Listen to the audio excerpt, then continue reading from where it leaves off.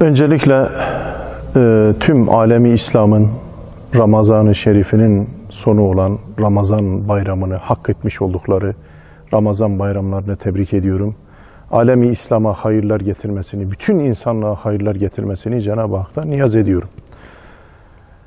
Tabii ki camilerimizi süsleyen, camilerimizin zineti cemaatimizdir, Müslümanlardır. Müslümanların birleşmesidir, toplandıkları yerdir. Maalesef bugün gerçekten çok buruk, içimiz buruk bir halde bir bayram namazı geçiriyoruz.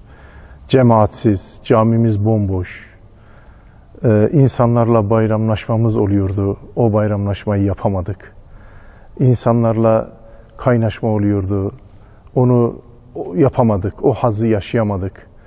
Yani çok böyle buruk, içimiz sızlayıcı böyle bir durumla karşı karşıya geldik.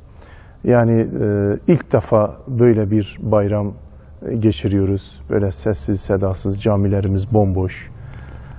Müslümanların olmadığı, insanların gelip camimizde, cemaatimizle beraber bir şekilde kaynaşarak geçiremediğimiz bir Ramazan bayramımız maalesef oldu. Ümit ediyoruz ki Cenab-ı Hak bir an evvel bu musibeti başımızdan kaldırsın. Camilerimiz tekrar eskisi gibi namazlarımız, cemaatimizle, insanlıkla buluşsun.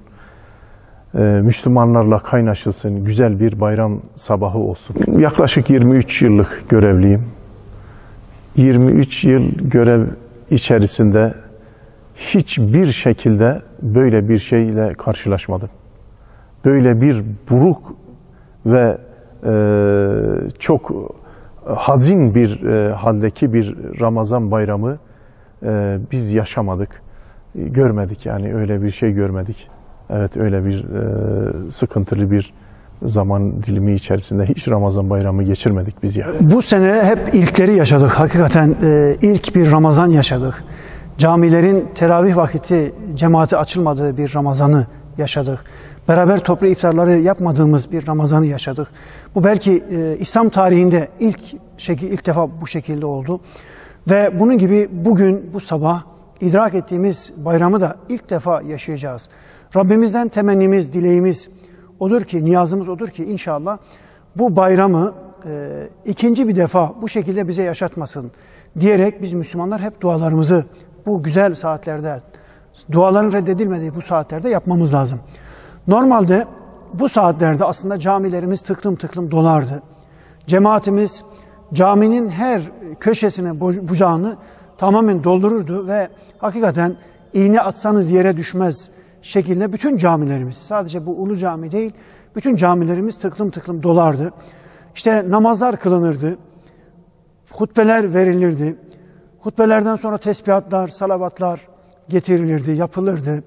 Ve bunlar bittikten sonra cemaatimiz güzelce bir halka halinde, başta hoca efendisiyle beraber böyle sıraya dizilip tek tek bayramlaşırdık.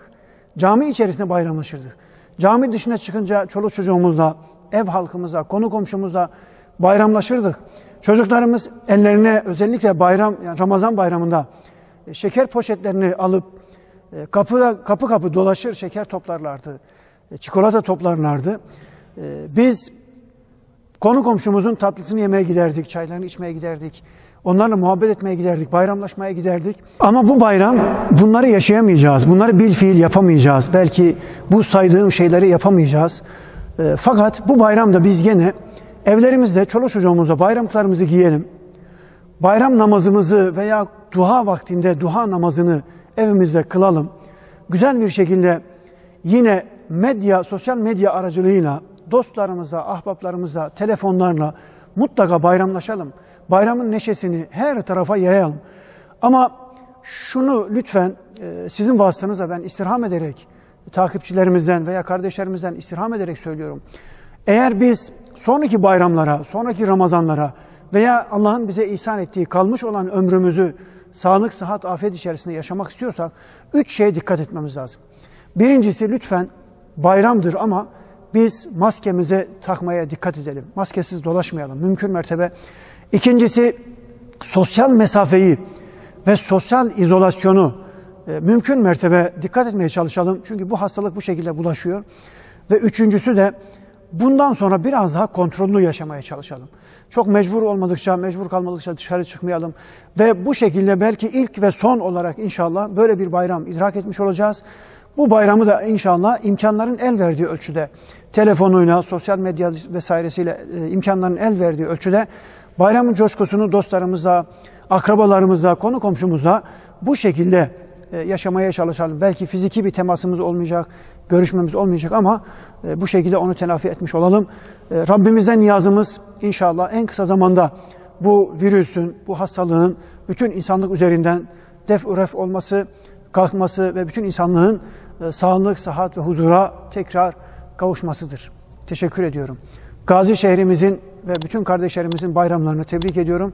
Allah'a emanet olun.